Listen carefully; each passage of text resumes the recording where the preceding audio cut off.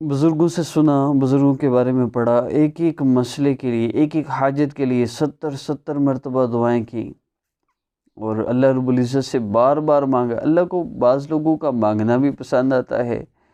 اور یہ بات یاد رکھیے کہ دعا آپ جو بھی کرتے ہیں ضرور قبول ہوتی ہے۔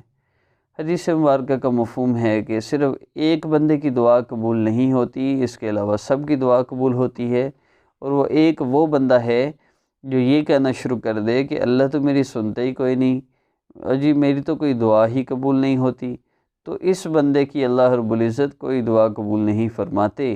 ورنہ ہر بندے کی ہر دعا جو جائز ہو پوری ہوتی ہے۔ اور قبولیت کے درجے ہیں، ایک درجہ یہ ہے فوری قبول ہو جائے، دوسرا درجہ یہ ہے کہ کچھ دیر بعد قبول ہو، تیسرا درجہ یہ ہے کہ اس پریشانی اور مصیبت جس میں آپ مبتلا ہے، جس کے لیے دعا کر رہے ہیں، اللہ رب العزت وہ دعا اس وقت تو قبول نہ کریں، لیکن اس کی وجہ سے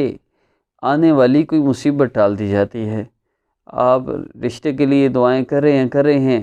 دوسری طرف آپ کا کوئی نقصان ہونا ہے، تو آپ کی دعاؤں کی وجہ سے اللہ رب العزت اس نقصان کو ہٹا دیں گے۔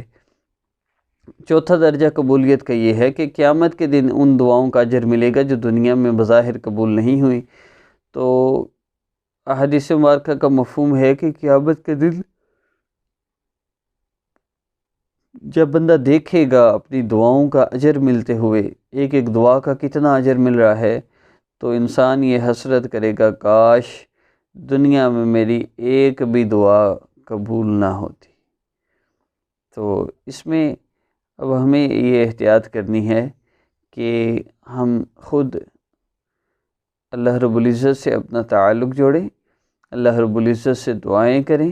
اور یقین کے ساتھ اعمال میں لگ جائیں، اور اللہ رب العزت سے مانگنے لگ جائیں، انشاءاللہ سارے مسئلے حل ہو جائیں گے۔ کوشش کیجیے نماز کی پابندی، قرآن پاک کی تلاوت کا اہتمام، تراویح کی پابندی، اور 2 نفل توبہ کے، استغفار کے، استغفر اللہ ربی من کل ذنب واتوب الیہ، یہ کوئی بھی استغفار روزانہ صبح شام 100 دفعہ پڑھا کریں۔ خیر 2 نفل توبہ کی نیت سے اگر آپ پڑھیں آپ کو بہت زیادہ فائدہ ہوگا۔ مغرب کی نماز کے بعد پڑھ لیجئے گا۔ یہ ویسے عرض کر رہا ہوں عمومی طور پہ کہ ہر بندہ کہہ رہا ہے کہ جی بس یہ ہمارے اعمال کی وجہ سے یہ حالات ہیں، سب کہہ تو رہے ہیں، لیکن جن اعمال کی وجہ سے یہ حالات ہیں اعمال کو ٹھیک کر نہیں رہا، تو اعمال ٹھیک کرنے کے لیے تھوڑی سی کوشش محنت کیجیے۔ یہ 4-5 کام جو میں نے عرض کیے، 2 نفل توبہ کی، نماز کی پابندی، تلاوت کا اہتمام، تراویح کا اہتمام، یہ 4 کام کریں،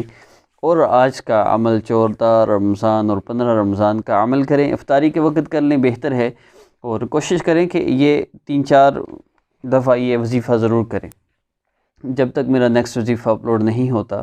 ہر نماز کے بعد آپ اس عمل کو کریں، اور انشاءاللہ میں کوشش کروں گا کہ نیکسٹ ویڈیو میں ہم لائیو اس کو پڑھیں، اور آپ پھر میرے ساتھ ہی ہر ویڈیو میں، یعنی ہر دفعہ آپ بس ویڈیو پلے کریں، میرے ساتھ عمل کریں۔ تو آج آپ نے عمل میں بیسک جو میں نے پہلے چند چیزیں بتائی ہیں ان کو ضرور کرنا ہے، ان کو کر کے پھر آپ نے جب 2 نفل آپ پڑھ لیں تو اس کے بعد آپ نے اپنے مسئلہ کے لیے دعا کرنی ہے، اور افطاری کے وقت یہ نفل آپ کسی وقت بھی پڑھ سکتے ہیں، ظہر کے بعد پڑھیں، اور عصر کے بعد نہیں پڑھ سکتے، مغرب کے بعد پڑھ لیں، عشاء کے بعد پڑھ لیں، اور 2 نفل پڑھنے ہیں، ان میں اور کوئی عمل نہیں ہے، وہ صرف 2 نفل ہیں، اور اگر محسوس یامی ہیں تو وہ نہیں پڑھنے۔ دوسرا کام کیا ہے کہ آپ نے 3 مرتبہ درود پاک پڑھنا ہے، افطاری کے وقت دعا کے لیے ہاتھ اٹھانے ہیں، اور 3 دفعہ درود پاک پڑھنا ہے۔ اس کے بعد جو بھی آپ کی حاجت ہے، جو بھی آپ کی پریشانی مشکل ہے، آپ نے وہ اللہ رب العزت سے مانگنی ہے، اور اس کے بعد پھر آپ نے حسبنا اللہ و نعم الوکیل 11 ٹائمز، اس کو 11 مرتبہ 11 دفعہ آپ نے حسبنا اللہ و نعم الوکیل دعا کرنے کے بعد پھر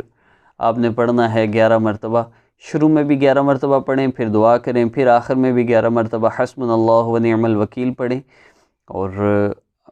پھر آخر میں پھر 3 مرتبہ درود پاک آپ نے پڑھنا ہے، 3 ٹائمز درود پاک پڑھیے۔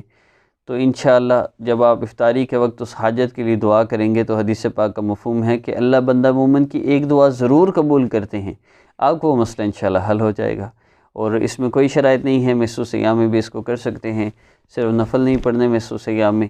باقی میرے سارے وظائف کی اجازت کے لیے میرے چینل کو سبسکرائب کرنا شرط ہے، ان لوگوں کے لیے جن کو کرنا آتا ہے، جن کو نہیں کرنا آتا ان کے لیے یہ شرط نہیں ہے۔ اس کے علاوہ مزید کوئی شرائط نہیں ہے۔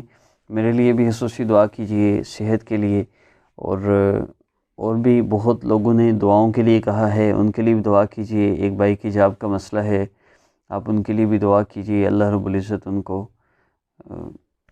جاب عطا فرما دے جو ان کے لیے بہتر ہو،